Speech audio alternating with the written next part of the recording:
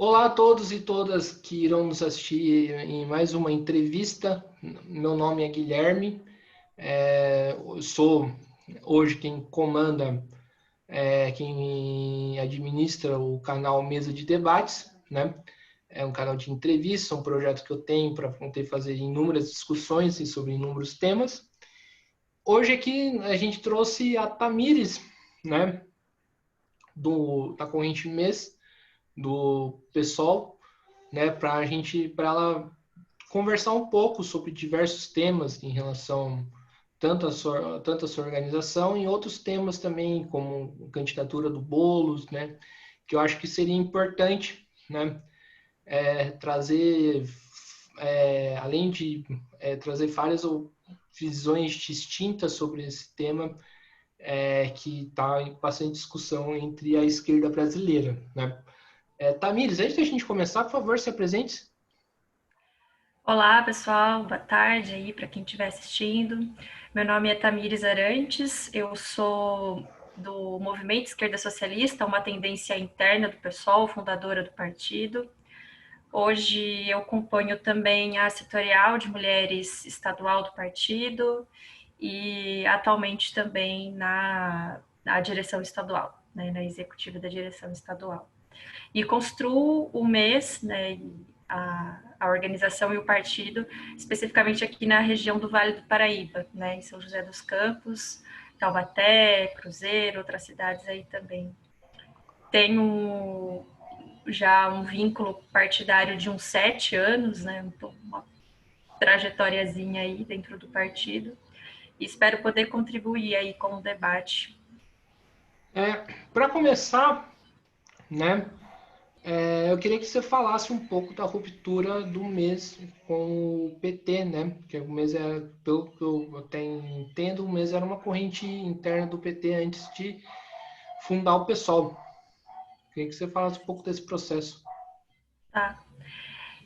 O MES ele é uma organização anterior ao PSOL, né? Ele é, inclusive, se organiza em forma de movimento, porque é um pouco essa análise que a gente faz, né, da vinculação do movimento com o partido. Mas tem origem no PT, e, a gente tinha como parlamentar na época que o governo Lula assumiu a Luciana Genro, né, que hoje é deputada pelo pessoal no Rio Grande do Sul, deputada estadual, e era deputada, era parlamentar na época, né, em que o Lula assume, e já naquele momento a gente fazia uma leitura da capitulação mesmo, né, do programa petista, né, o Lula quando defende a Carta ao Povo Brasileiro, a própria defesa do Programa Democrático Popular, do nosso ponto de vista, era uma sinalização, era uma capitulação mesmo, né, para um projeto reformista, ou mais do que reformista, mas para uma governabilidade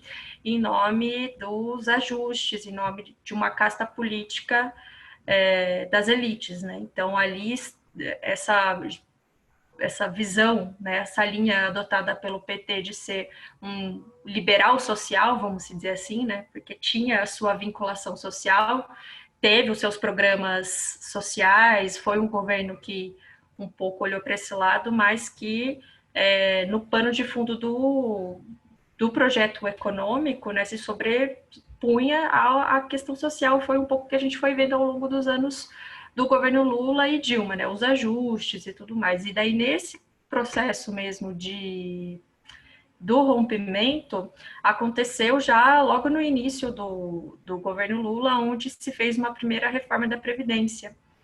E aí a Luciana, que era uma das parlamentares, entre outros também que eram do PT, a Luciana era tida como uma ala radical, né? Uma ala radical de dentro do PT, votou contra essa reforma e foram expulsos do partido, né? Foram expulsos do PT.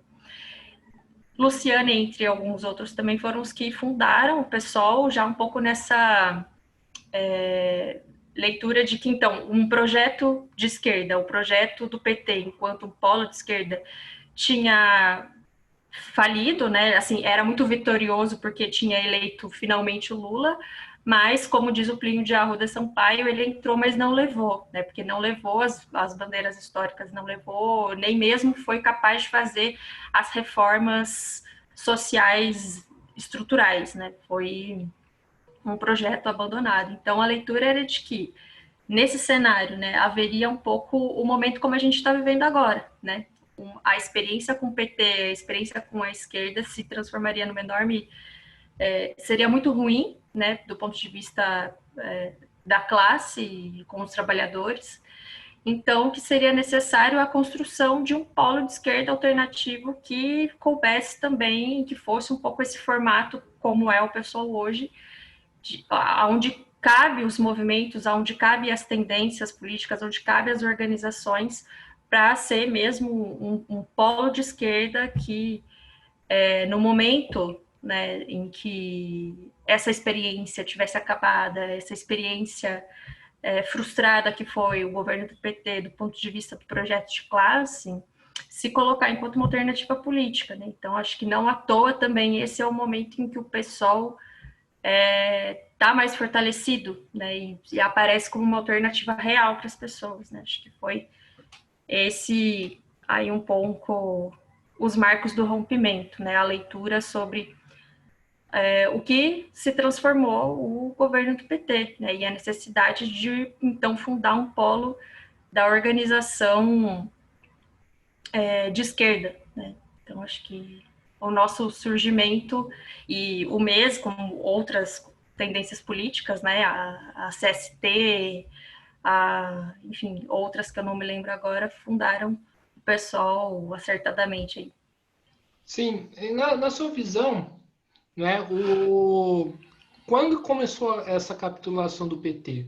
Foi quando foi quando ele se elegeu como governo, né? Ou começou bem antes dele ser governo? Era antes de ser governo. O PT ele nunca foi um partido puramente socialista, vamos dizer assim, né? Ele sempre foi um partido que organizava os diversos movimentos, um partido que estava assim em disputa. Então, por isso a ala mais radical, né, disputava o partido com a ala mais reformista, né, vamos dizer assim.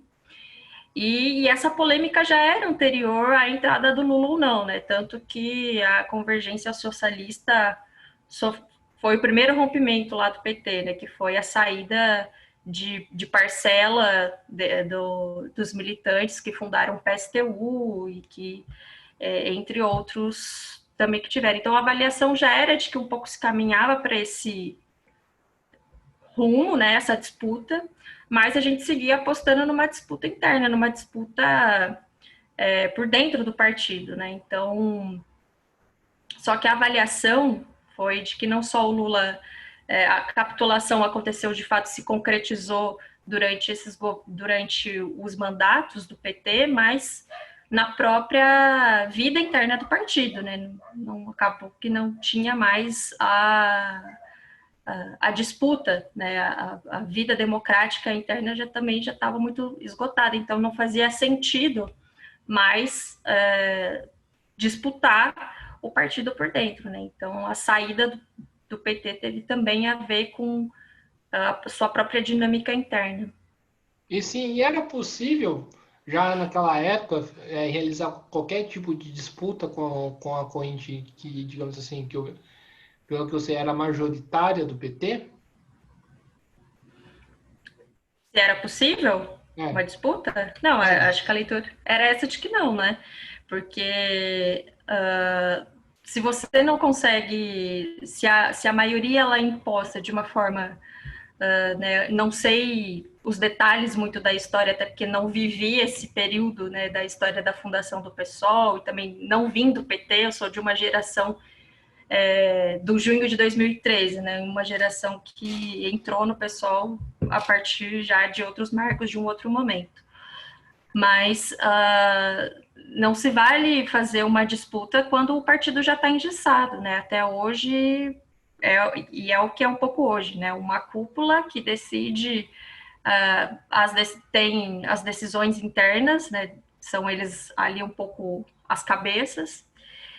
E até tem as correntes de oposição, até hoje, né, dentro do PT, que fazem oposição majoritária, mas de disputar para se ter uma nova direção, isso já não era possível na nossa leitura, e nem mesmo o próprio PT era para nós o projeto que a gente queria construir de esquerda, né? Então teve a ver com essa necessidade de fundar um partido, né, uma esquerda, como diz o Vladimir Safatli, que não teme dizer seu nome. Então, por isso, necessariamente, carregar o termo do socialismo, da liberdade, para que fosse esse o nosso programa mínimo, né, vamos dizer assim. E para fechar essa primeira parte de perguntas, né? Porque o pessoal foi fundado, né, se não me engano, em 2005, me corrija se eu estiver errado. Por que romper com o governo com o PT em 2005 e já não em 2002?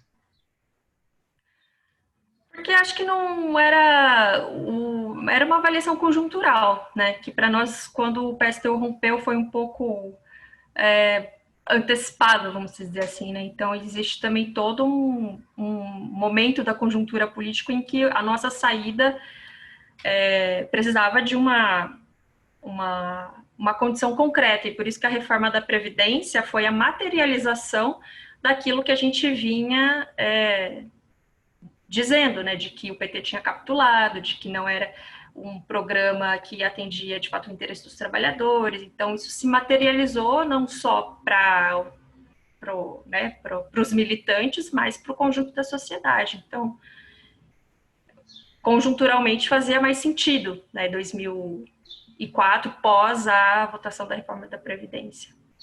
Sim. Agora vamos para a segunda pergunta, né? Por que que o mês constrói o pessoal? Um pouco do que eu já tinha falado antes, né? A gente fundou o PSOL junto com outras organizações, um pouco porque achamos que a ferramenta, né, o partido, ele tem essa função de, né, para nós que somos leninistas, de defender, para ir para as vias de fato de disputa de poder, a necessidade do partido enquanto uma organização dos trabalhadores e dos movimentos, né? E naquele período, a leitura era um pouco essa, né, de que iam se fazer a experiência com um partido de esquerda. Essa frustração iria acontecer de alguma forma, né, por conta do próprio programa defendido pelo PT, então, em nome da governabilidade, as alianças que fez, e que era necessário, então, a construção de um novo partido, né, de esquerda, que disputasse as massas, né, que disputasse a vanguarda, que disputassem as massas, e para isso a necessidade da construção de uma alternativa política, né? Então a gente constrói o PSOL, por isso que é importante também esse formato de partido que o PSOL tem, né, que são a construção por diversas correntes, por diversas tendências. Tanto porque tem que caber no pessoal desde o mais reformista democrata, alguém, por exemplo, como o Marcelo Freixo, né, alguém que não é socialista, mas que é importante para a construção do partido em si, né? Para que ele tenha peso, para que ele tenha inserção na sociedade, a gente precisa construir de uma forma mais ampla, né? Então, a necessidade dele funcionar dessa forma foi também um acerto, que foi o que está levando o pessoal até hoje a ser um pouco o polo de encontro aí de muitas lutas, de muitos coletivos, de muitas organizações que enxergam nesse partido um ponto de encontro, né, da resistência, dos movimentos e da disputa. Então, e é importante que se tenha essa diversidade, e o mais importante é que se tenha a democracia interna, né? Então, a disputa por projetos de pessoal, a disputa pelo o que, né, não fazer só do partido um espaço onde, no momento do Congresso, também a gente vai só pegar ali os filiados, fazer a votação e acabou, né? Existe ainda, isso é muito importante, o debate mais conjuntural, o debate mais político. Tem as divergências internas, a gente até não esconde isso de ninguém, é um partido um pouco polêmico até por conta disso, né? As nossas posições políticas são colocadas também para fora, mas que que em determinado momento vai se decidir então qual é a melhor síntese e quais são as tarefas do pessoal no momento, né? Eu acho que isso é o que fez o pessoal se fortalecer, inclusive, né?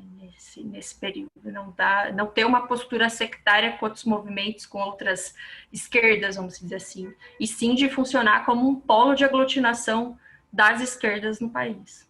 Sim, você falou um pouco, né, que nós somos leninistas, ou pelo menos pelo que eu entendo da concepção de partido de Lenin, que é um partido centralizado, né? O partido que tem um centralismo democrático que é meio oposto, né, a essa questão do partido de tendências, coisa que é o pessoal hoje.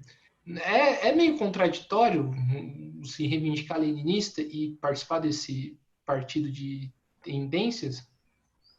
Não, nem um pouco, né? Acho que o que o Lenin defendia, né, e que não é nem do Lenin, mas é o próprio Marx, né, sobre a organização dos trabalhadores se dá a partir de um partido. Agora, faz sentido, a gente se constrói, né, pelo centralismo democrático, a nossa organização interna do movimento esquerdo socialista, assim como de outras, se organiza dessa forma, né? A gente, pelo centralismo democrático. Agora, não funciona isso para o partido como um todo, né? O PSTU que se organiza dessa forma, por exemplo, não necessariamente foi o que fez, né, com que o partido se enraizasse de forma mais ampla para fazer uma disputa mais geral de sociedade.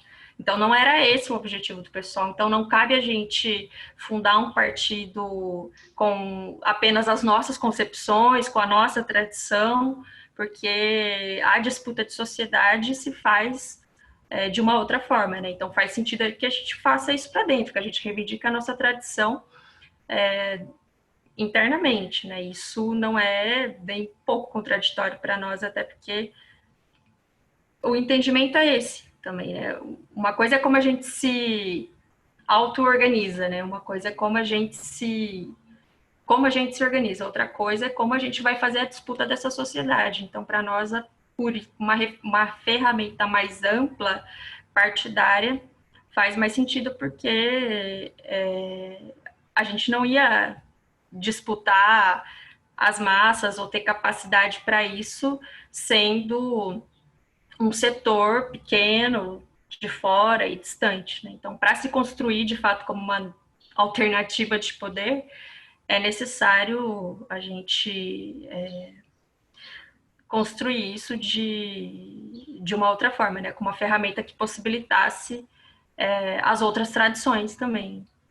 E quais são os riscos, né, de, por exemplo, ter uma figura como Marcelo Freixo, pelo menos da qual eu ando acompanhando, tem tido algumas posições bastante complicadas, inclusive em relação a princípios que a esquerda deveria ter, que é o não financiamento privado de campanhas, por exemplo, né, e coligações com partidos da ordem.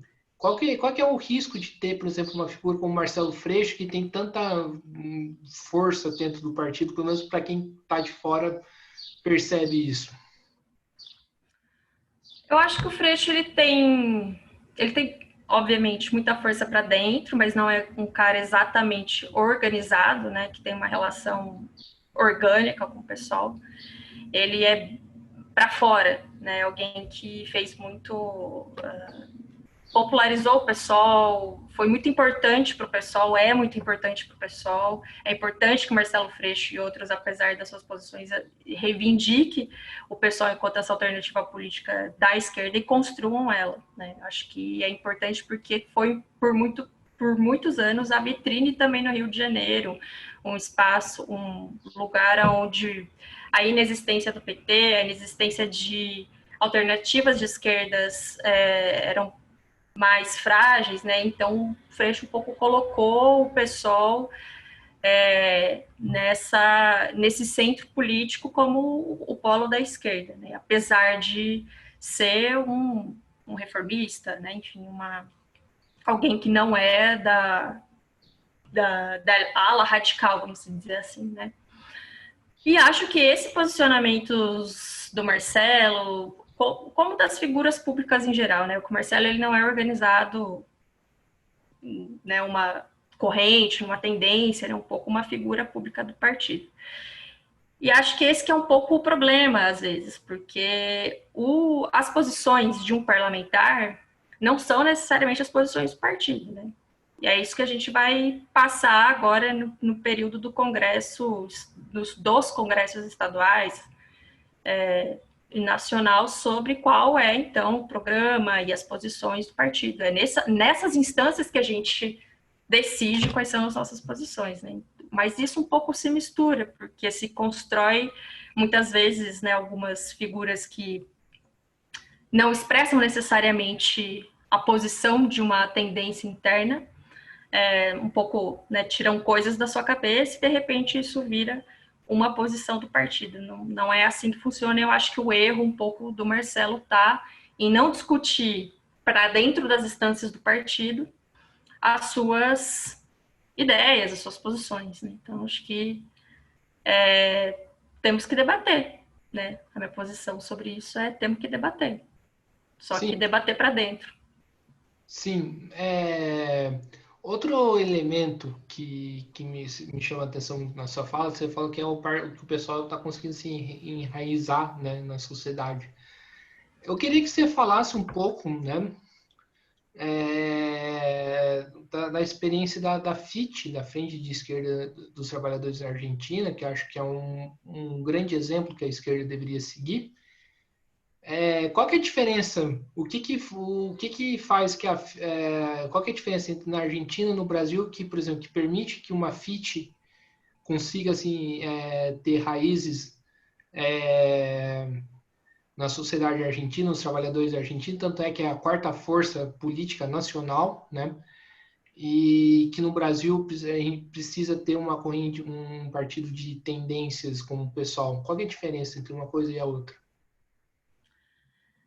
É que eu acho que uma frente, né, o pessoal ele precisa se fortalecer enquanto essa alternativa política, né? Ele no limite precisa se ter um programa sólido, né, para nós que tem que ser um programa de transição, um programa radicalmente que coloque pontos fundamentais, né, do ponto de vista da economia, das pautas democráticas, para se constituir, então, uma frente com outros setores, né? Porque sem ter, primeiro, o debate do programa, de qual é o programa que a gente leva para essa frente, eu não vejo como a gente sai fortalecido disso enquanto um projeto de esquerda radical. Então, eu acho que as chances são muito maiores de se diluir, né? E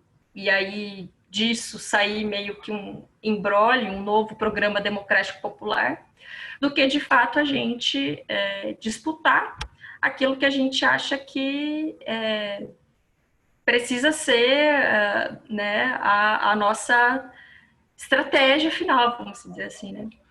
E acho que o pessoal é diferente do que na Argentina, né? Quer dizer, não conheço tão bem o processo histórico lá, mas eu acho que aqui a gente tem algumas provas um pouco mais concretas de que o seu enraizamento se deu também muito por se colar e não olhar de uma forma sectária para os novos movimentos que surgem, né? Então, não à toa que o MES é uma corrente conhecida muito por ser uma corrente muito jovem, uma corrente de juventude com trabalho na juventude, né? Os cursinhos populares, os juntos, o movimento estudantil,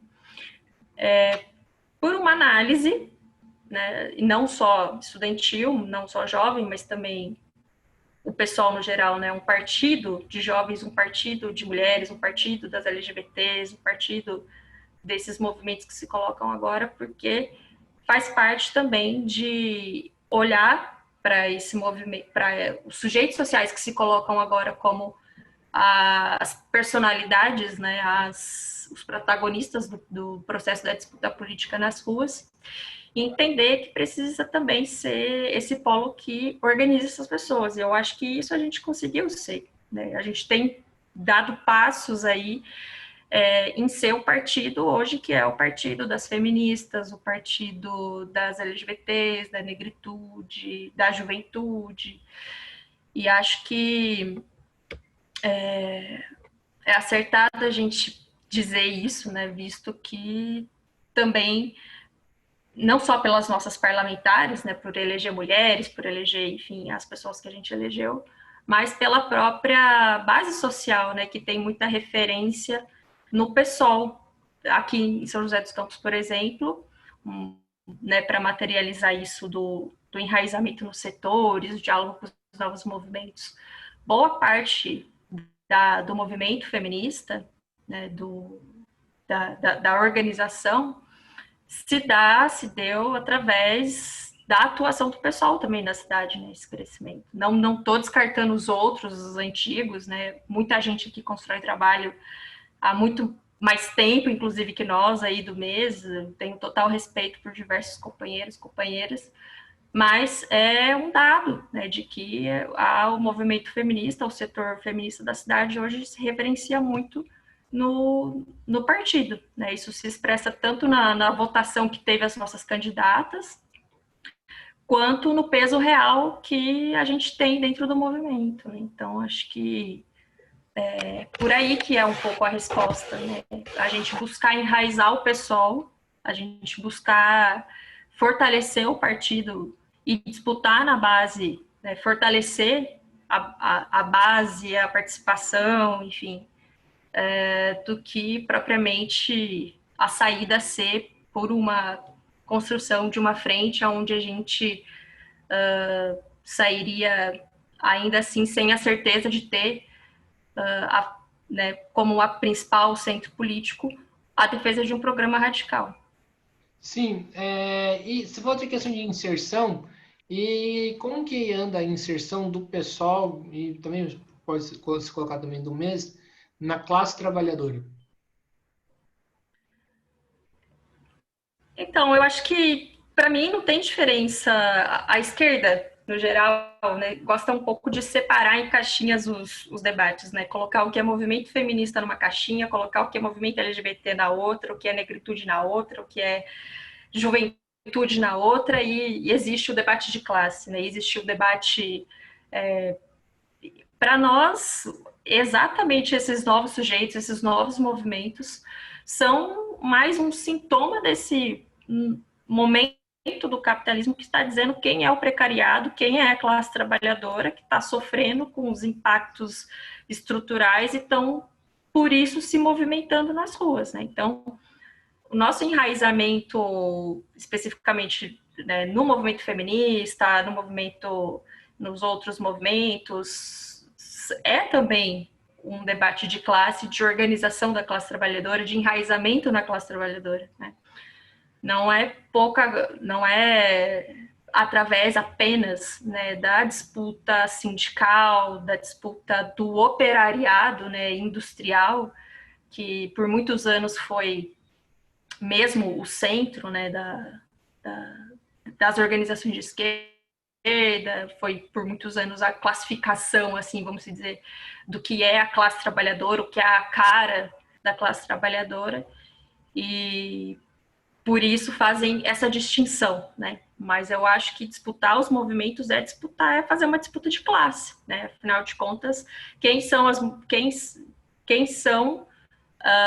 aqueles e aquelas que ocupam os postos de trabalho lá na Tento, né? Que estão sendo explorados e estão tendo uma vida enquanto trabalhador muito precarizada, né, vivendo com pouco, são as mães, são os jovens, são os LGBTs, né? Então tem a discussão sobre, não peguei a Atento, mas existem vários outros, né, os próprios, né, o comércio informal, para não falar também dos informais, né, então tem que ser um partido que vai ter que organizar também aquele setor mais difícil do ponto de vista do trabalho, porque inclusive estão fora do mercado formal de trabalho, que são as transexuais e as travestis, né? Que muitas delas são as pessoas que estão na rua, as mais vulneráveis, que têm que se virar para sobreviver. E a gente também tem que pensar esse desafio, né? Isso também é organizar a classe trabalhadora, né? Então acho que a nossa inserção está mais em disputar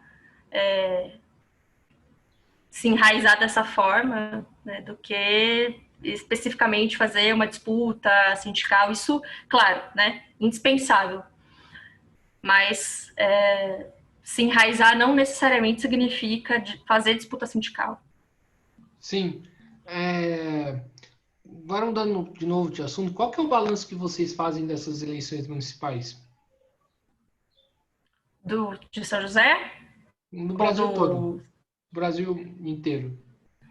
Meio cedo, porque a gente ainda nem discutiu, né? A gente está na flor ainda um pouco do momento para fazer um balanço, né? Estamos com uma vitória aí histórica, que é estar disputando, por exemplo, o segundo turno no estado de São Paulo, com cada dia mais o Boulos crescendo e crescendo. Mas, no geral, né, o que a gente tem de avaliação de um plano mais nacional é que o pessoal cresceu muito, né? O pessoal se postulou como uma alternativa real em diversas cidades, diversos municípios no estado, no Brasil. Elegeu muitos mandatos, né? Então deixou de... Isso é um pouco a coisa mais concreta, né? De quando você faz uma disputa mais concreta, mais real, né? Então as pessoas em muitos lugares do país acreditaram no PSOL enquanto essa alternativa política. E estamos disputando em Belém e em São Paulo, duas capitais muito importantes, onde o PSOL tem um trabalho muito já histórico também, fazendo a disputa da prefeitura, né? Então isso não é pouca coisa. Então aquilo que a gente dizia sobre a necessidade de ter um polo de esquerda, e por isso que é importante ele funcionar como funciona nesse formato mais amplo e não no centralismo democrático, porque é importante que o MTST tenha enxergado no pessoal o partido, né? Que é importante que outros movimentos e outras tendências enxerguem no pessoal aonde construir a sua luta, aonde fazer por onde a sua disputa, né? Então, apesar de ter os desacordos, é fundamental, né, que que essa ferramenta funcione dessa forma, né, como um polo aglutinador aí dos movimentos. E aí, no geral, eu acho que é isso, né, é um pouco o fortalecimento do pessoal, o fortalecimento do feminismo, porque muitos dos eleitos aí, na verdade, foram eleitas as mulheres feministas e foram campanhas feministas, né? Foram campanhas que não abandonaram a pauta das mulheres, não se renderam por uma questão de estratégia de eleição, né? Então, assim, talvez até tenha alguma coisa assim, mas, no geral, existe um consenso das mulheres do PSOL, que é o não abandono das pautas históricas do feminismo, né? Esse é o nosso acúmulo, inclusive. Então, acho que isso se expressou também nas eleições, assim como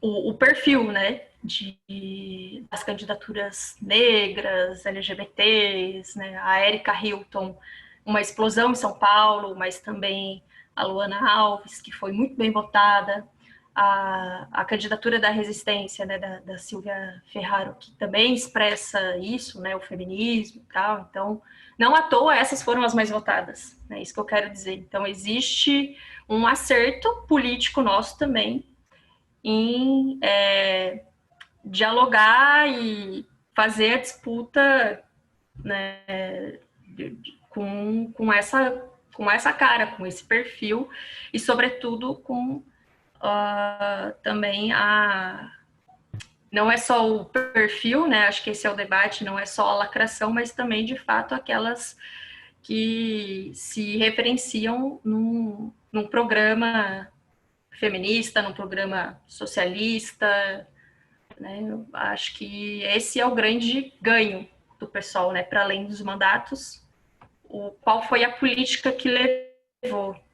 Então, acho que, de fato, aí demonstrando que esse é o espaço que a gente tem que apostar, né? Seguir apostando. Existe uma primavera feminista que hoje não está nas ruas por conta de uma crise sanitária, e aliás até está, né? Porque no caso da Mari Ferrer agora teve muita mobilização entre outros momentos também.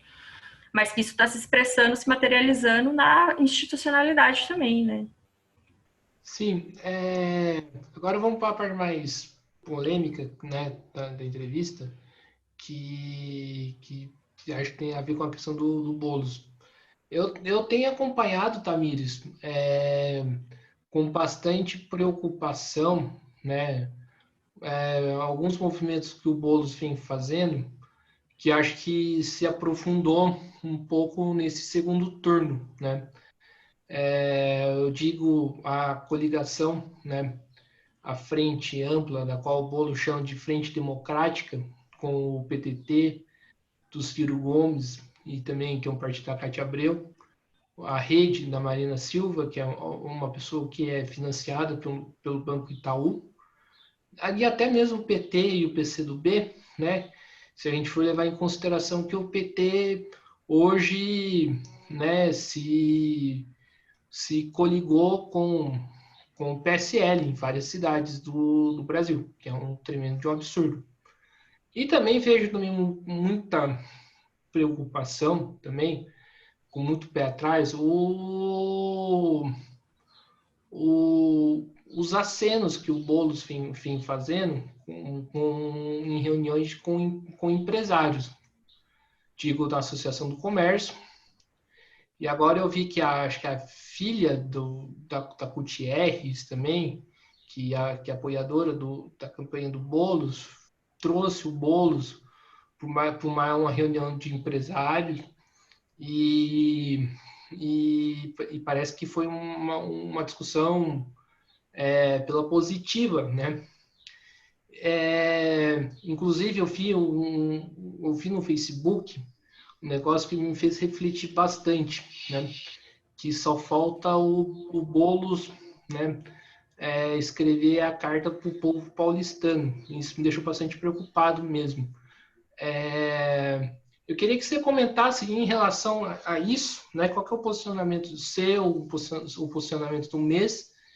E eu queria também que você comentasse também que a esquerda, o pessoal é fruto de um rompimento do PT, né? Eu queria que você explicasse assim que qual é o balanço que vocês fazem do PT perante toda essa situação, né? O pessoal não estaria repetindo os mesmos erros? Eu acho que é bastante cedo. Muita gente gosta de comparar o PSOL com o PT, né? Mas eu acho que a gente tem muitas diferenças do ponto de vista da organização, né? Mas também porque o pessoal se diferencia hoje do PT, não à toa, né? Que temos ocupado aí mais o espaço da esquerda, onde o PT também não existe mais como uma alternativa, né? Mas uma coisa é ocupar esse espaço com uma política própria, com uma cara própria, com independência, outra coisa é ocupar isso capitulando politicamente. E acho que isso é, né, é o que a gente tem de diferença. Eu acho que o PT, a experiência que o PT fez, o próprio antipetismo, que ainda um fato aí na sociedade, que é, enfim, né, a expressão do que foi a experiência das pessoas com o governo do PT, enfraqueceram esse partido enquanto um projeto de alternativa política, né? Eu acho que a gente está na contramão disso. A gente é a novidade, a gente é o que a nova esquerda e é onde outros setores, né, enxergam não só o PSOL como um partido eleitoral, né, mas como um partido de construção de lutas mesmo, né, e não à toa que tem muita diferença, por exemplo, nos diretórios dos municípios, de quem é a base do partido. Né? A base do partido é a base desses novos movimentos. Né? São lutadores e lutadoras que constroem pessoal independente das eleições. Né? Claro, tem o setor mais eleitoreiro, existe aqueles e aquelas que são mais, né, um pouco, vamos dizer assim, oportunistas, que enxergam no pessoal um pouco uma legenda, mas que isso não é hoje o principal desenho de quem é a base do partido. Então, eu acho que isso já é muito diferente, assim, né, do próprio petismo, de como que funciona nas bases. Eu acho que a gente tem um desafio agora, que é, de fato, fazer com que a nossa direção reflita também a base, né, e que ele siga sendo um partido movimento, que ele siga sendo um partido que vai apresentar política para além das eleições, para além dos parlamentos. Né? Acho que esse é o desafio que a gente tem aí pela frente. Né? Isso, mais ter tido a experiência do PT, que levou um pouco essa derrubada, né? Essa queda que eles que tem agora, porque não só eleitoralmente, mas a falta de confiança mesmo, né, dos setores que se organizam, dos setores que estão lutando nesse partido político, nos deixa um pouco o balanço, né, que não é um balanço da esquerda, mas é um balanço do PT, sobre como fazer também a nossa disputa e a nossa construção aqui para frente. Né? Então, eu acho que, primeiro, o pessoal não virou um novo PT, né? Acho que Boulos, assim como outros tantos que disputam, têm um projeto de partido, têm as suas próprias ideias do que tem que ser o PSOL, é algo que também está em disputa, é algo que a gente também ainda pressiona e faz a disputa um pouco por dentro para que isso tenha, né, enfim, um outro caráter. Né? Eu acho que é isso que está colocada de tarefa, de desafio para o pessoal agora. Né? Independente de Boulos, mas de qualquer um. Né? É um debate sobre o programa do partido, quais os desafios do partido, quais as lições históricas e o que a gente defende para esse momento. Então, para nós, precisa seguir sendo, né, tá mais do que provado que o pessoal ele é a esquerda que se fortaleceu diante também de um crescimento da extrema direita. Né? Então, o partido da oposição, muitas vezes, em muitas cidades, a extrema-direita foi o PSOL, né? Não foi PT. E acho que sobre a coisa do segundo turno em São Paulo, do que você comentou da frente, né? Eu não sei qual é a tua visão, mas é um segundo turno, né? Ou é um ou é outro, ou é o Covas ou é o Boulos, e nesse sentido a gente também não teme, e acho que isso é importante, né, da esquerda e do PSOL, e pelo qual a gente também acha que tem que apostar, que é não teme em governar, não teme em fazer sua experiência numa prefeitura, no poder, né, não só no legislativo, porque muitas pessoas têm essa ideia, né? O pessoal é muito crítico, o pessoal só cabe no legislativo. O pessoal não serve para comandar prefeituras ou estar no cargo executivo, porque são muito críticos, são muito radicais.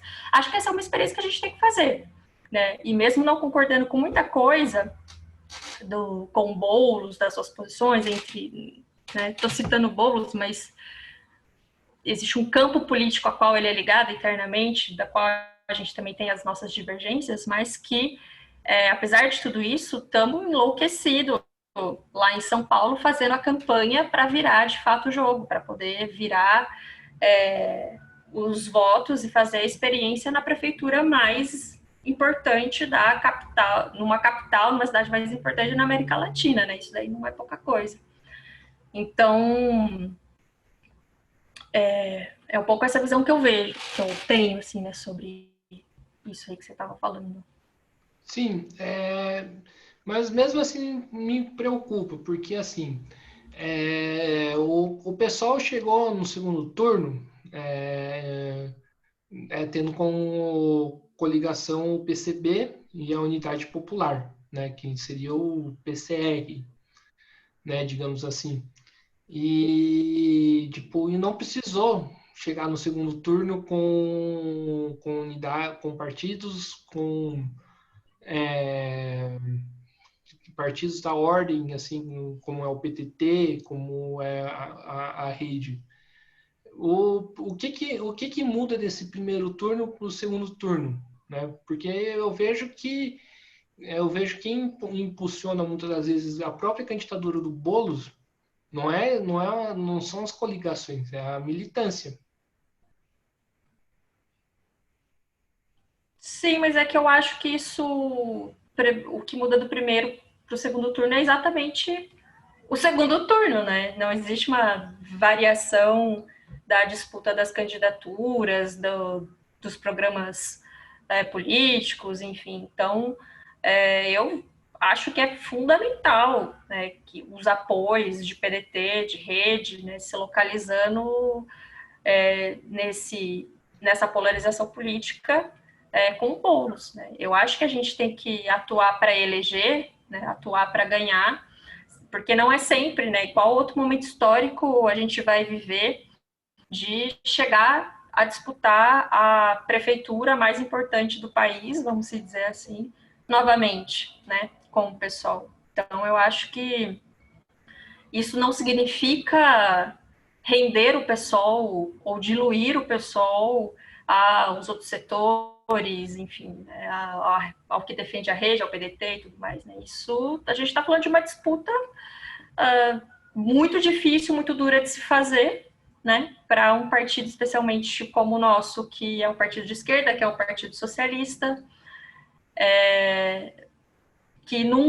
que sempre fomos, vamos dizer assim, pequeno, né, então essa chance, essa oportunidade histórica que a gente está tendo nesse momento, eu acho que está correto atuar para vencer, né? Não tem que ter medo de fazer a experiência, ainda que tenha contradições no meio do caminho, e não significa uma capitulação ao programa do centro, da direita, né? Acho que isso, o que está colocado em São Paulo ou é ele ou é nós. Então não tem muito um outro cenário, né, muito esquemático que a gente precisa analisar, assim, acho que se tratando do segundo turno, né? Então, acho que existe essa diferença. Última pergunta para fechar essa questão. Mas esses partidos, eles dão apoio, vocês avaliam que eles vão pedir algo em troca, por exemplo, caso uma possível eleição do Guilherme Boulos? Não sei, né? A gente acho que tem que seguir, né? Fortalecendo o pessoal nisso tudo, né? Acho que temos que seguir não abrindo mão daquilo que para nós é importante, é fundamental, é central. Eu acho que o desafio do pessoal agora, né, por isso volto a dizer que é de fato debater, né, o que então a gente denomina enquanto central, mas acho que temos muitos acordos também, né? Não temos só diferença, temos muitos acordos sobre aquilo que a gente não abre mão, né? E um dos balanços mais gerais, né, de consenso dentro do pessoal é também a própria governabilidade do PT, aonde isso levou, né, o PT, que foi ao seu próprio fracasso, né? Governar com diferentes setores, abrir espaço para, né, ao mesmo tempo, querer governar com o MST e com a Cátia Abreu no Ministério, não existe, né, um consenso sobre essas duas coisas opostas. Então, esse é o balanço que a gente tem, que a gente faz, é um ponto de convergência, não de divergência, e acho que isso já é muita coisa, né? E acho que temos que seguir apostando para que o Boulos seja a melhor prefeitura de São Paulo, um exemplo de prefeitura socialista de esquerda e que demonstre, a partir do seu exemplo, né, que é possível fazer a política sem entrar nos esquemas de corrupção, sem entrar sem entregar, sem vender, sem negociar os nossos direitos, enfim, acho que esse é o grande desafio, né, quando pensar em assumir possivelmente uma prefeitura, mas que é um desafio que a gente tem que ter, a gente tem que se arriscar, porque acho que é importante ter essa experiência também de um governo de fato de esquerda, né? Então, acho que isso é mais importante agora, nesse momento. Sim, você falou das questões das divergências. Eu queria que você explicasse como que se dão as divergências internas dentro do pessoal e queria que você me falasse um pouco, né, de quais são essas divergências. São divergências conjunturais, né? No geral, tem a ver com métodos internos, né, também de funcionamento interno, mas tem nos marcos mais gerais diferença na análise da própria conjuntura, né? Existe um campo que é o campo majoritário hoje, que faz uma leitura mais defensiva, né, do ponto de vista da conjuntura, então o avanço da extrema-direita, da onda conservadora, uma escalada, né, do conservadorismo na sociedade, que é um olhar, né, do nosso ponto de vista muito para dentro da superestrutura, e que por isso entendem, né, a partir da sua avaliação, que o pessoal tem que dar uma determinada resposta para essa caracterização. E existe outro setor, tem, né, para nós, por exemplo, né, a história ela é uma via de mão dupla. Existe, claro, o fortalecimento da extrema-direita enquanto não só ideias, mas um projeto político mesmo, né, que inclusive elegeu o Bolsonaro, e inclusive isso é o que a gente avaliou também agora dessas eleições, né, que apesar do que a gente vê aí no governo federal, do Bolsonaro e o bolsonarismo, que era então o grande teste também dessas eleições municipais, foi muito derrotado, né? Então, não quer dizer que eles não existam, esse setor não existe na sociedade, porque os candidatos, né, protofascistas aí tiveram votos, se colocaram, têm expressão na sociedade, organizam pessoas, mas que foram pífios, na sua grande maioria, tirando algumas exceções, né, no Rio de Janeiro, entre outros que se colaram no bolsonarismo, mas muito derrotado, né, saiu muito derrotado das eleições. Mas, enfim, para nós a disputa era, né, a nossa análise era de que havia também uma ascensão, principalmente das mulheres, enquanto polo de resistência da extrema-direita, enquanto um setor social que estava se levantando de novo, né, uma retomada de uma quarta onda do feminismo, vamos dizer assim, que a gente intitulou aí a Primavera Feminista. E essa análise fez com que a gente também, né, internamente disputasse por mais protagonismo para as mulheres dentro do PSOL, dentro das organizações. Acho que as organizações como um todo deram um pouco essa repaginada por entender que também existe, por um lado, um movimento muito arriscado, né? Desde junho de 2013, assim, abriu-se ali uma brecha para né, uma queda, para se discutir uma nova forma de regime, né? Então a República já é algo que se demonstrou derrotada, essa democracia liberal. E desde então a gente está ainda disputando o que tem que ser esse algo novo, o que tem que ser essa nova construção, e muito está vindo, né, da própria força das mulheres, da força da negritude, agora que também se colocou, não agora, né, mas teve uma nova ascensão aí do movimento negro a partir do que aconteceu nos Estados Unidos, mas que está repercutindo muito aqui no Brasil, sobre quem são os agentes, né, que estão fazendo o movimento e estão se contrapondo a essa política do horror, a essa política do ódio. Né? Então, na nossa leitura, a gente precisa um pouco também olhar para a disputa que está acontecendo na rua. Né? Então, existe uma diferença conjuntural que, para nós, coloca o pessoal enquanto o desafio não é se fechar, né, não é decretar quem é e quem não é,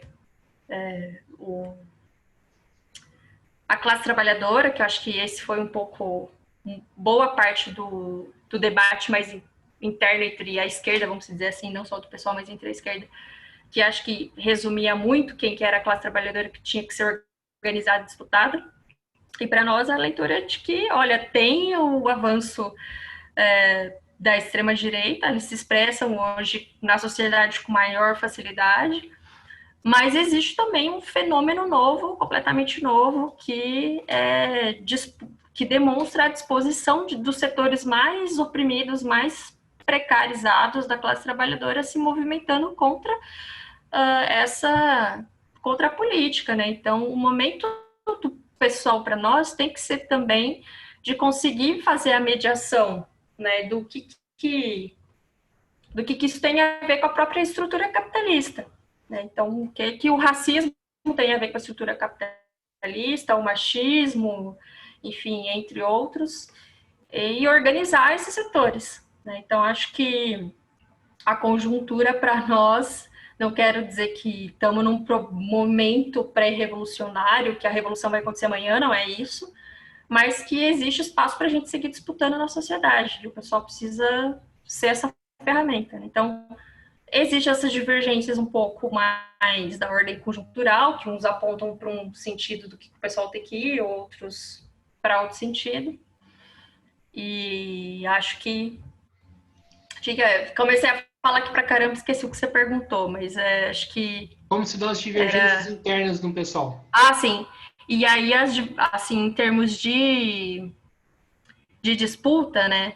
Então, o que decide, aí tem os momentos congressuais, que é o que a gente vai, no próximo ano, vivenciar aí, né? Então, onde as organizações formulam teses, defendem, né? Então, qual é a sua leitura, qual é o seu ponto de vista aí da conjuntura, apontam as perspectivas para onde o pessoal tem que ir, fazem os seus balanços, então, e é decidido nas bases, né? Acho que isso é o que é como a gente constrói, assim. E esse vai ser o nosso desafio para o ano que vem, né? Acho que a gente vai ter muita coisa para fazer um balanço aí. Eu estou dando alguns elementos, assim, mas eu acho que terminando essas eleições, a gente vai ter que respirar, sentar e pensar né, qual é o papel do pessoal nesse momento, né? Mas que para a gente é esse, é seguir organizando essa ascensão das lutas que desde 2013 parece que abriu uma porteira e não fecha mais. Isso é bom, porque o que a gente espera não é a estabilidade do regime. A gente, né, pelo menos para nós, não é confiar nos parlamentos, nas prefeituras, a transformação que a gente quer radical na sociedade. Então, mas usar esses espaços como tribunas, como espaços de denúncia, como espaços onde a gente consiga fortalecer e fazer as mediações sobre, né, o que é esse sistema podre e como que ele é sustentado. Então, acho que o papel do pessoal agora é um pouco esse, né? Sim, você falou da questão do Congresso, né? O que que o mês está esperando para esse Congresso do pessoal? Você falou que vai acontecer no começo do ano que vem. No ano que vem, não sei se no começo. Não sei, então, isso é uma discussão que a gente ainda, né, nem conseguiu ainda fazer, porque está um pouco longe. E estamos esperando o período eleitoral se encerrar de vez para a gente ter balanços mais científicos, né, de como de qual é a nossa avaliação mais política. Mas eu acho que o que a gente espera é que seja esses desafios, né, sobre qual é a caracterização que a gente faz do momento que a gente está vivendo, né? Para nós é um momento de transição, é um momento do interregno, onde, né, o antigo morreu, o novo ainda não nasceu, então como a gente seguir discutindo esse momento histórico, né? O Silvio Almeida no Roda Viva usou uma linha que eu gostei muito, que ele falou assim, que a gente está na esquina da história, para onde vai virar a gente não sabe, mas a gente tem que disputar para onde vira, né? Se é para a direita, se é para a esquerda, se é para onde que vai. Então, a nossa leitura é um pouco essa, a gente está meio na esquina da história e o pessoal tem que ser aquele polo, o partido que vai dar a guinada à esquerda, que vai dizer, não, nosso projeto tem que ser... não temos que ter medo da radicalidade, não temos que governar para ter a estabilidade do regime, nós temos que ser os que vão continuar incentivando as lutas sociais, né, que vai ser por essas mãos aí que vai colocar isso tudo abaixo e a partir disso construir uma nova situação, um novo momento, né, para onde a gente consiga triunfar com a nossa estratégia. Então, acho que para nós o que a gente espera é que, né, sabemos que nem todo mundo concorda com isso, que outras organizações fazem outros tipos de análise, e disputar um pouco sobre o que são, então, essas tarefas, né, que o pessoal tem para agora. Então, para nós, acho que é um pouco isso, é uma responsabilidade histórica muito grande, o que eu vejo, né? Então, por isso que está todo mundo também muito cauteloso e por isso que todas as análises e tudo que eu falei aqui, inclusive, ainda vão ser debates que a gente vai fazer, vai apurar com o rigor científico que merece, porque o momento não é mesmo de uma brincadeira, né? É um momento histórico, uma encruzilhada que a gente precisa saber como disputar. Então, Sim, acho que para o pessoal é um momento bem importante. sim. Ainda nessa questão, assim, para mim, para você, né, a gente conhece que dentro do pessoal tem diversas correntes, né? Mas assim, mas se a gente for perguntar, por exemplo, para minha mãe ou para qualquer pessoa que esteja de fora do círculo de esquerda, para um trabalhador, né? Eles vão dizer que o pessoal é um partido só, né? A pergunta que eu faço é o seguinte: por que que as divergências que vocês colocam, que existem dentro do pessoal, elas ficam só internamente e não saem externamente, para as pessoas saberem que das diversas posições que existem dentro desse partido? Eu acho que elas são até explícitas as divergências, né? Acontece que elas ficam num circuito mais da vanguarda, né? Militantes, ativistas, então, que são as pessoas que conhecem um pouco mais das organizações. E são as pessoas que têm um contato prático também, né? Tem um contato real com parte da militância do pessoal. Mas eu acho que é muito importante que a gente apareça para fora como um partido único. Eu, por exemplo, acho que é muito ruim a gente aparecer como uma tendência para fora. Né? Eu não acho que isso ajuda a fazer o debate e a disputa na sociedade se a gente se reivindica enquanto pessoal. Né? Eu acho que tem que ser todo mundo pessoal. Né? Acho que isso, inclusive, é um pouco a crítica que eu faço para a campanha do Boulos, que esconde muito o pessoal, a identidade do partido. Né? O solzinho, as coisas lá não aparecem muito nos materiais, ou aparece bem pequenininho. Eu acho que isso é ruim, a gente tem que fortalecer uma identidade de partido, porque isso ajuda a construir as organizações, a parecer como um projeto sólido e coerente também diante para o restante da sociedade. Eu acho muito ruim que a gente construa de uma forma meio, assim, sem referenciar o pessoal, sem reivindicar as suas características, sem afirmar a sua identidade partidária, né? Eu acho que isso é bom, eu não acho que isso é ruim, né? Ele aparecer para as pessoas como algo único, sendo que internamente existem divergências. E acho que isso se dá muito na prática, porque quem se filia ao PSOL, né, pelo menos quase não tem como muito esconder que existe divergência, né? E existe todo o momento do Congresso e tudo mais para que a gente, de fato, coloque lá. A gente não tem que ter medo da diversidade das ideias, das divergências. Para mim, quase impossível, né? A gente achar que vai vai construir um polo, a revolução também a partir das nossas ideias próprias, sem um tanto de unidade, mas não acho que as diferenças têm que desaparecer, né? Isso é democrático, isso é bom. Mas eu, enfim, acho que é isso, assim, para fora, acho que é inclusive necessário reforçar a identidade do pessoal, né? Acho que para nós isso é valoroso, inclusive, né? Nossa militância não sai estampada de mês, mas sai estampada de pessoal, porque é isso que a gente defende, né? E internamente a gente faz a discussão. E, Acho que não. sim. E você acredita que no próximo período, como que a esquerda deve utilizar esses espaços que ela conquistou nas eleições? De candidatura a vereadores que se elegeu, porque o próximo período vai ser bastante conturbado, né? Acho que isso a gente tem bastante acordo, né? Por conta da crise econômica também, também da questão da crise sanitária. Acho que com o fim do auxílio emergencial, né? Promete-se bastante lutas. Como que a esquerda pode utilizar esses espaços para a luta? Acho que você falou o principal, né, na verdade.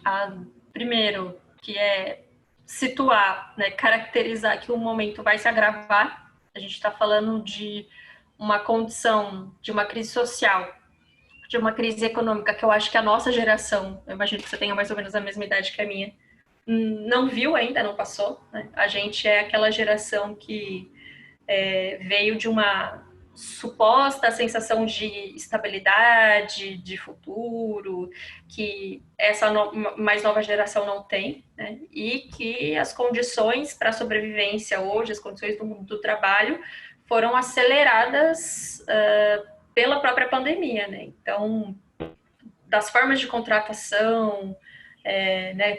Praticamente todo mundo virou MEI agora. E o que significa virar MEI? Você rasgar a CLT, você não tem mais direitos trabalhistas, você é um empreendedor e você não tem mais direito a nada, a férias, a 13º, a vale alimentação, enfim, a várias outras coisas. E esse é o modelo de trabalho que está sendo oferecido para as pessoas, né? Para os trabalhadores. A pandemia acelerou isso. Então, acho que a primeira coisa é entender que esse momento é muito novo, né? Uma nova etapa de uma acumulação do capitalismo que a gente vai viver ela. E isso vai ser muito duro, né? Porque a gente está vendo para quem está sobrando, né? E eu acho que o nosso papel nas tribunas, nos parlamentos, é exatamente, para além de pensar, né, as políticas públicas, as defesas que têm que ser feitas, né, que são os papéis, né, dos parlamentares, vamos dizer assim, é construir, usar os parlamentos para fazer a construção das lutas. Né? É entender que o parlamento ele não é um espaço meramente de propostas apenas políticas. Né? A luta não se dá por dentro desse sistema, não se dá por dentro do Estado, mas usar esse espaço para construir a luta de fora, né, que é mais importante, né? Então, é organizar no limite os setores que estão se colocando nas ruas, os setores indignados. Então, a gente precisa saber como, a partir do mandato de vereadora, né, vereadores, como organiza e como organiza e dá voz, né, para o movimento negro, para o movimento feminista, para os servidores, para os trabalhadores que também estão sendo duramente aí atacados, para os entregadores, para essa categoria mais precarizada do ponto de vista do trabalho. Então, a gente tem que usar o parlamento como uma tribuna mesmo, né? Para que isso tenha expressão, para que isso ecoe para o restante da sociedade, e temos que usar desse espaço para também organizar muitas pessoas, né? No sentido não de querer aparelhar os movimentos. Eu acho que esse é um erro, né? A gente não tem que atuar para chegar lá e a gente que dirige o movimento. Eu acho que esse é um erro de muitos partidos aí da esquerda que acham que só tem o controle da situação, só válido o movimento quando existe um símbolo ali que identifique, né? É um sindicato organizando, é um partido de esquerda organizando. Isso é também um certo ponto, do meu ponto de vista, uma forma meio conservadora de enxergar os novos movimentos, os novos sujeitos sociais, né? Eu acho que a espontaneidade, ela é algo dado, né? Então, as pessoas vão se organizar independente de ter partido, de ter sindicato. Elas vão para as ruas. E isso é bom. E a gente tem que saber como disputar sem atuar de uma forma aparelhista, dirigista, que isso mais afasta, né, do que constrói, do que organiza para dentro essas forças que estão hoje disputando a política na sociedade, né? E acho que, junto com a crise, vai vir muita revolta, muita indignação, né? A gente ainda não viu no Brasil uma onda mesmo, né, como aconteceu nos Estados Unidos, de revolta das periferias. Em alguns lugares, pontualmente, isso acontece mais, né? Então, o caso lá no Rio de Janeiro, algumas periferias em São Paulo, mas a gente ainda não viu uma explosão das periferias, né? Isso não está descartado, porque à medida que a vida fica muito dura, ela fica insustentável e as pessoas enxergam na luta a única forma de, né, sobrevivência. Então, não vimos também, por enquanto, uma grande comoção, uma grande revolta pela defesa dos recursos naturais, né? Mas existe uma crise ambiental muito forte, não é só a Amazônia que está pegando fogo, não é só, que não é pouca coisa, né? Mas estou dizendo, parece muito distante essa coisa da crise ecológica, mas a gente está falando de faltar água na torneira de casa. Né? Porque se a perspectiva é privatizar a água, é você cercar a água, dizer isso aqui é meu, e agora se você quiser você vai ter que comprar, de mercantilizar isso cada vez mais, a gente está falando que vai faltar a torneira na água, que vai faltar, né? Isso... a gente não sobrevive sem a água, então é uma perspectiva, é um dos cenários também, né? Como vai ficar essa disputa com os recursos naturais, com a privatização acelerada. Então, isso acredito que, né, vai dar ainda muito pano para manga, né? A luta de classes não morreu porque a gente elegeu pessoas, a luta de classes não vai acabar porque a gente elegeu vereadores, e a gente tem que seguir fazendo as nossas apostas para fazer com que ela seja cumulativa para a estratégia que a gente quer construir, né? De uma nova sociedade, de um socialismo. Então, esse é o desafio. Sim, agora para fechar a última pergunta, né? Acho que já foi mais de uma hora de conversa, né? A esquerda hoje está pronta para, a esquerda como toda, está pronta para responder os desafios da luta de classe hoje, né, da luta de classe, e qual é o desafio hoje que a esquerda tem? Eu acho que os desafios são muitos, mas eu acho que o principal deles é, primeiro, para o PSOL, né? Se firmar como de fato um polo de esquerda, né? E não só um polo de esquerda, vamos dizer assim no nome, mas que apresente uma alternativa radical. Acho que esse é o nosso desafio. No geral, um desafio nosso para organizar esses setores que potencialmente estão em explosão, né, vamos dizer assim. Então, como que a gente organiza e se insere mais na categoria dos entregadores, do próprio telemarketing que eu falei aqui, que são lugares muito difíceis, né, de acessar. Então, como que a gente organiza esse precariado? Como a gente, né, como a gente faz a disputa com esses setores que são aí os setores que estão mais precarizados do mundo do trabalho? E eu acredito que o feminismo é uma dessas respostas, entre outros movimentos, mas, enfim, existem alguns desafios. A própria questão mais teórica mesmo, que eu acho que a esquerda, no geral, o pacote da esquerda, vamos colocar intelectuais, partidos e tudo. Existe uma disputa também mais teórica do ponto de vista do marxismo. Eu acho que isso é importante a gente debater, né? Será que as ideias do Marx estão vencidas? Né? O que significam, o que estão dizendo essas teorias pós-modernas, pós-estruturalistas, né? Aonde que a gente pode, até onde a gente pode beber dessa fonte, né? E qual a necessidade da gente defender, né, o marxismo enquanto não só uma teoria, mas um projeto de sociedade, um projeto de organização da classe trabalhadora. E o desafio com os próprios novos movimentos, né? Eu acho que tem muitos que a gente tem um acúmulo mais histórico. O próprio movimento feminista, não à toa, eu acho que é o mais avançado do ponto de vista né, desses movimentos, né, em todos esses aspectos, né. O movimento feminista se organiza em partidos, o movimento feminista disputa teoricamente hoje, né, tem uma disputa mais clara e existe uma disputa das marxistas muito mais fortalecida, né. Isso que teve do Manifesto do Feminismo para os 99% é um exemplo fundamental de uma organização marxista internacional. Isso é, assim, né, de longe o que tem de mais avançado. Eu acho que a gente tem que se inspirar um pouco nesse modelo de organização para os novos movimentos que estão surgindo também, né? Que eu acho que muitos tidos como cortina de fumaça, como pauta de identidade, né? O movimento LGBT, o movimento negro, e que eu acho que a gente precisa superar isso, né? Entender, né? Fazer essas disputas. Assim, tô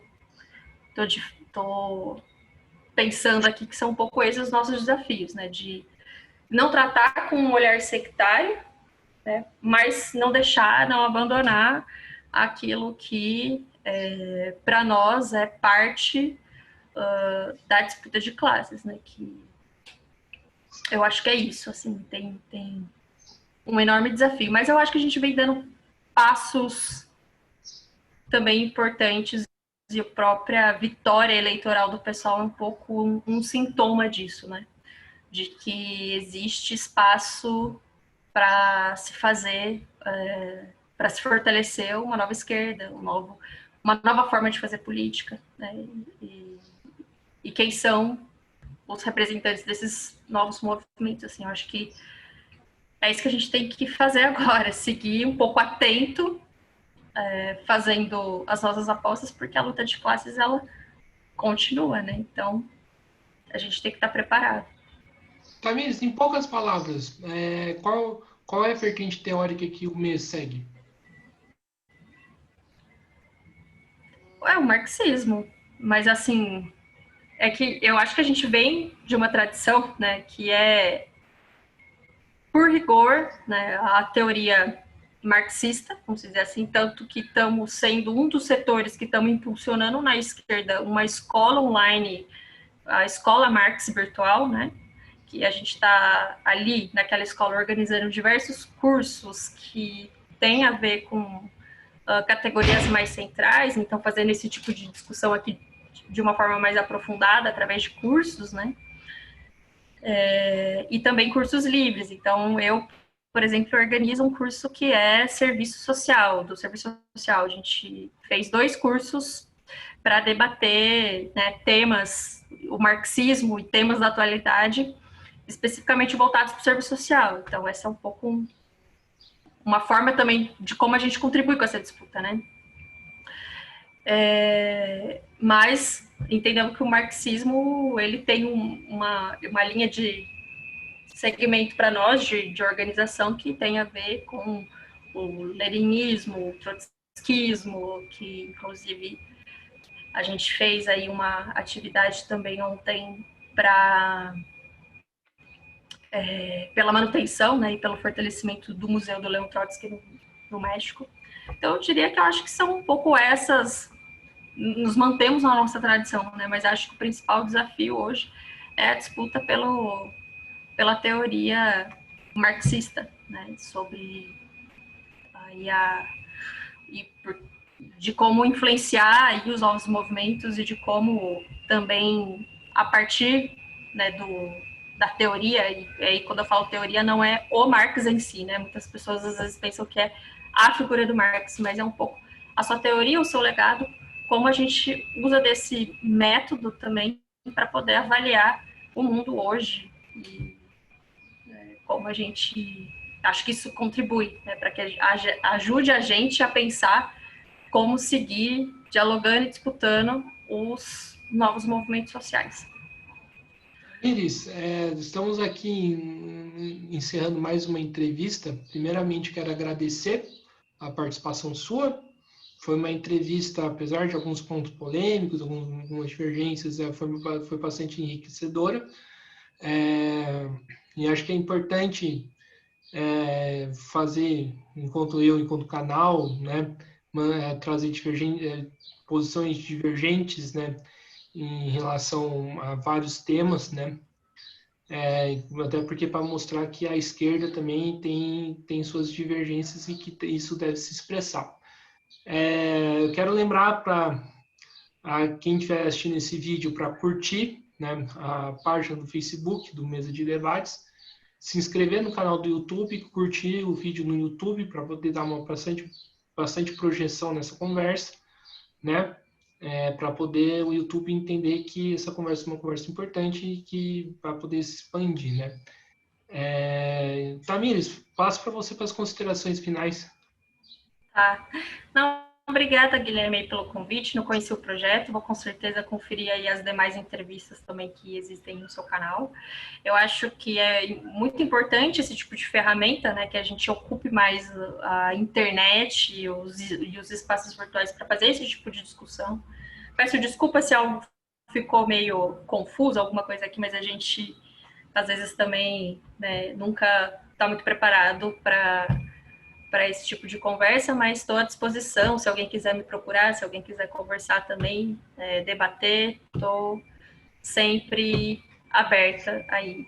E queria, isso, acho que agradecer aí esse espaço, essa oportunidade, e acho que é muito importante, né, valorizar o trabalho aí que você faz, que é de colocar os debates mais profundos aí, né, sobre desafios da esquerda, o momento que a gente vive, para a gente seguir, né, pensando quais são os nossos desafios. Então, eu queria agradecer.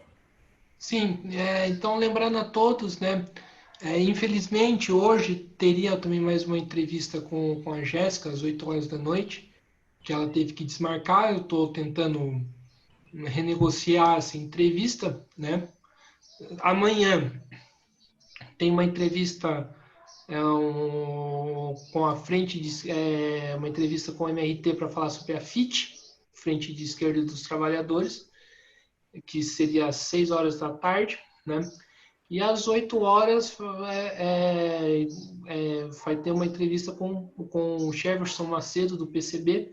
Lembrando que essa iniciativa que eu estou fazendo aqui agora, né, que levou a entrevistar a Tamires, né, e que vai fazer entrevistar outras pessoas de outras organizações, é para poder dar espaço, dar voz a essas organizações de esquerdas, independentemente da posição que eu particularmente tenho, dos pontos que eu tenho, né?